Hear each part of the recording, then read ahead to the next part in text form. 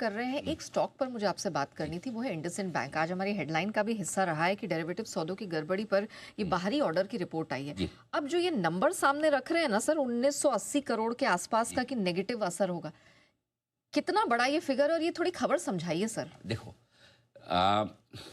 IndusInd bank पे एक खबर आई थी कि उनके डेरिवेटिव अकाउंटिंग में कुछ गड़बड़ है। हाँ। और उस वजह से स्टॉक की जो पिटाई हुई है, 900,000 रुपये से घटते घटते ये 600 650 तक आ गया। ठीक है। अब खबर क्या, तब इंडसइंड बैंक ने बोला हम एक एक्सटर्नल ऑडिटर से करवाएंगे, तो बिग फोर फर्म में से एक उन्होंने ऑडिट करवाया।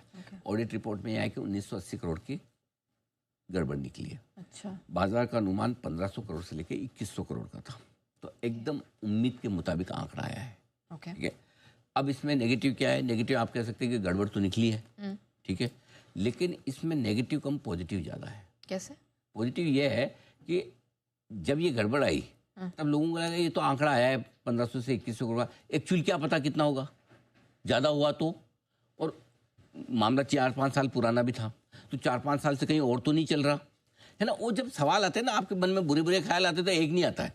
बुरा ख्याल कभी अकेला नहीं आता सिंगल, है ना, ढेर सारे एक साथ आते हैं, राइट। एक साथ 5-10 आते हैं, ये हो गया तो वो हो गया तो फिर वो हो गया तो फिर, तो वो सब जो डर था ना, अब इस रिपोर्ट के आने के बाद वो आपके सामने क्लियर है। 2.25% का आपका नेटवर्थ पे नेगेटिव इम्पैक्ट है, 1980 करोड़ का नुकसान है, दैट्स इट। अच्छा। तो खड्डा कितना है वो सबको पता चल गया। ओके।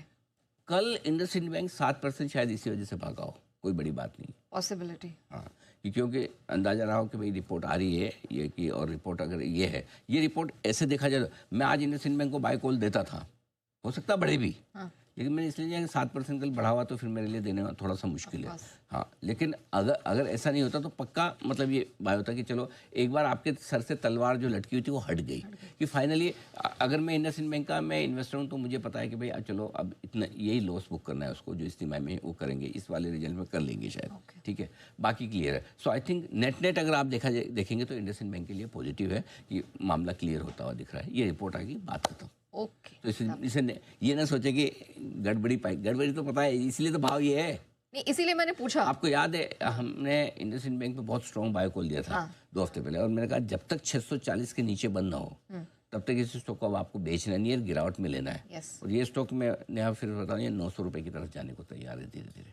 अच्छा। ग्रेजुअली 900 रुपये, तो जो लोग फंसे हुए हैं इंडसइंड बैंक में उनको धीरे धीरे मौका मिलेगा।